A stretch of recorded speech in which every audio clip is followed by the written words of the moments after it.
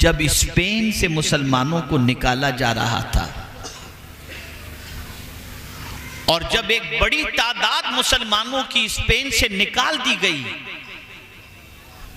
तो ईसाइयों ने सोचा कि जरा देखें तो सही, अब तो कोई इस्लाम मुसलमान यहां पर स्पेन में नहीं बचा। तो मुसलमानों ने डर के मारे दाढ़ियां निकलवा दी थी, ईसाई लिबास पहन लिया था और इस तरह से छुप करके स्पेन में रहते थे। उस वक्त ईसाइयों ने ला हौला वला कुव्वता इल्ला बिल्लाह, उस वक्त ईसाइयों ने यह सोचा कि मुसलमानों को पहचाने कैसे, जबकि हमारी तहकीक बता रही है कि कुछ मुसलमान अब भी स्पेन के अंदर मौजूद हैं। तो एक तरीका उन्होंने सेट किया और वो तरीका ये था कि बीच चौराहे पर एक पानी का मटका रख दिया,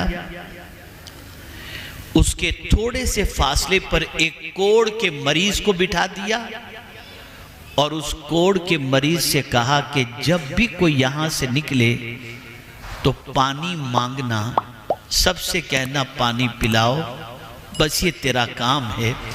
जासूस सब तरफ फैले हुए थे, वो हर निकलने वाले से कहता पानी, अल आतश, वाटर, पानी मांग रहा था। लोग उस पर तवज्जो देने की बजाय चले जा रहे थे। ऐसे में एक कोट और पेंट में मलबूस शख्स जैसे ही उस कोढ़ के मरीज की आवाज सुनता है, पानी के मटके की तरफ लपकता है, पानी का गिलास भरता है और उस कोढ़ के मरीज को देता है। करीब में मौजूद जासूस आते हैं और आकर के उसे पकड़ लेते हैं, नाम पूछते हैं तेरा नाम क्या? उसने अपना नाम क्रिश्चियन बताया। उसने कहा नहीं तो मुसलमान है। अल्लाह अकबर। बाद में काफ़ी तहकीक की गई तो पता चला कि वो मुसलमान था। उसके बाद उस मुसलमान ने ईसाई जासूस से पूछा, मेरे हाथ में तस्बीह भी नहीं थी, मेरे चेहरे पे दाढ़ी भी नहीं थी, मेरा सर सजदे में भी नहीं था, मैं कुरान की तिलावत भी नहीं कर रहा था, आखिर एक कोढ़ के मरीज को पानी पिलाने पर तुमने कैसे पहचान लिया कि मैं मुसलमान हूँ? जवाब सुनो।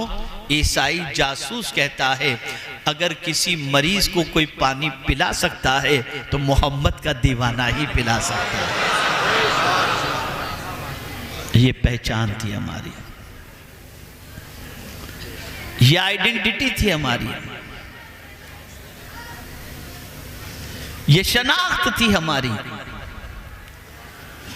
आप जरा सोचो, इतना बड़ा नौजवानों का मजमा, जरा देखें तो सही, अफरा तफरी, शोरो गुल, वहां कोई ठिकाना नहीं, इस तरीके से।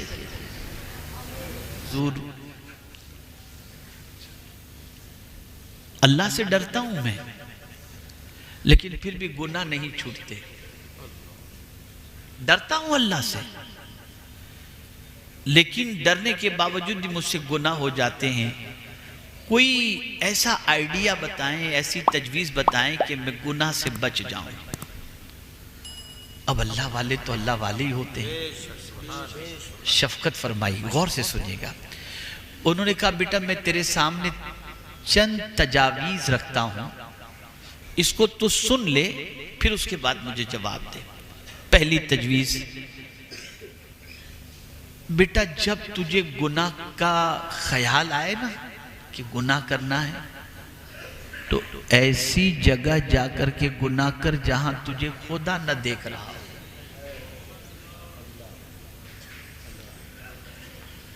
ऐसी जगह जाकर के गुनाह कर जहां तुझे खुदा न देख रहा हो। उसने कहा, हज़रत कैसी बात आप कर रहे हैं? कहां अल्लाह से छुप सकते हैं? उसकी शान तो ये है, यअलमु खाइनतल अयुन व मा तुख्फी सुदूर। वो दिल के छुपे हुए बातों को, ख्याल को भी जानता है, उससे वो भी चीज पोशीदा नहीं। यअलमु मा तुवस्विसु बिही नफ्सा, उसकी शान तो यह है इन्नल्लाह ला यख्फा अलैहि शैउन फिल अर्द वला फिस समा, आसमान और जमीन के दरमियान कोई चीज ऐसी नहीं जो अल्लाह से छुपी हुई हो। उससे छुप करके आदमी कहां गुनाह कर सकेगा। तो इरशाद फरमाते हैं बेटे, जब तू माँ के सामने गुनाह नहीं कर सकता, बाप के सामने गुनाह नहीं कर सकता, उस्ताद के सामने गुनाह नहीं कर सकता, वो देख रहे हो तो तू गुनाह नहीं कर सकता, तो अब बता तेरा खुदा तुझे देख रहा और तू गुनाह करेगा।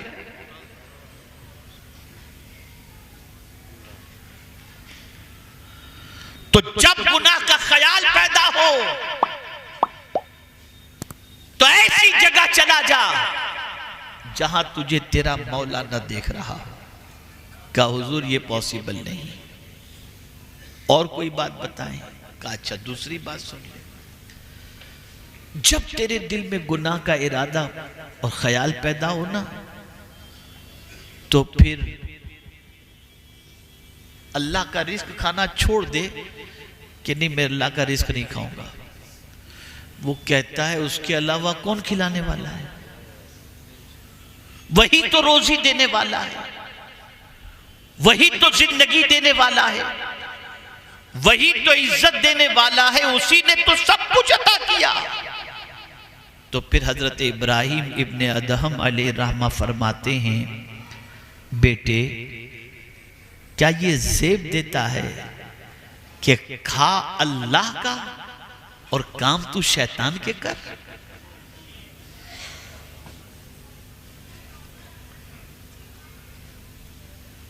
उसका खाकर उसकी नाफरमानी ये तुझे ज़ेब देती है।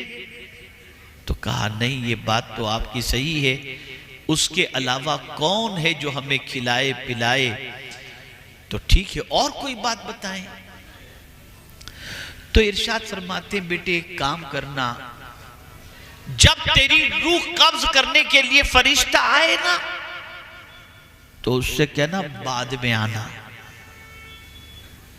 मुझे थोड़ा सा टाइम दे दे, मैं तौबा कर लूं। कहा हुजूर कैसी बात कर रहे हैं? कुरान कहता है लिकुल्लि उम्मतिन अजल इज़ा जाअ अजलुहुम ला यस्तअखिरुन साअतन वला यस्तक़दिमून। मौत का वक्त मुकर्रर है, न मौत एक लम्हा पहले आ सकती है न एक लम्हा बाद में आ सकती है।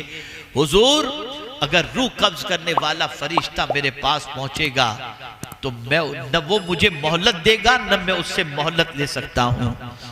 तो इरशाद फरमाते हैं बेटे तुझे मालूम है कि तू कब मरेगा? कहा नहीं मालूम, नहीं मालूम।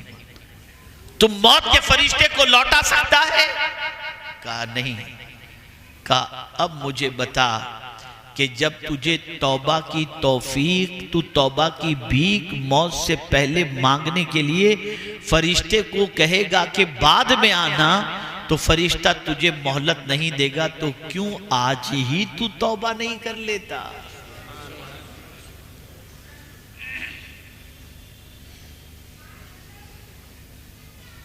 फिर उसने कहा हुजूर कुछ और फरमाइए। तो हजरत इब्राहिम इब्ने अदहम रहमतुल्लाह ताला अलैह फरमाते बेटे जब तू मर जाए और तुझे कब्र के अंदर लोग लिटा करके चले जाए ना, और नकीरें जब तेरे पास सवाल पूछने के लिए आए तो कह देना कि मैं जवाब नहीं देता हूं। कहा हुजूर ये कैसे मैं कह सकूंगा, ये मैं कैसे कह सकूंगा? कहा तो जिसको कब्र के अंदर नकीरैन को जवाब देना है, क्या कभी तूने सोचा कि गुनाहों की वजह से कब्र के सवाल के जवाब डिफिकल्ट हो जाएंगे और वहां तुझे जवाब देने में दुश्वारी होगी? तो जो चीज कब्र के सवालात और जवाबात में दुश्वारियां पैदा कर दे, क्या तू उसे छोड़ने के लिए तैयार नहीं?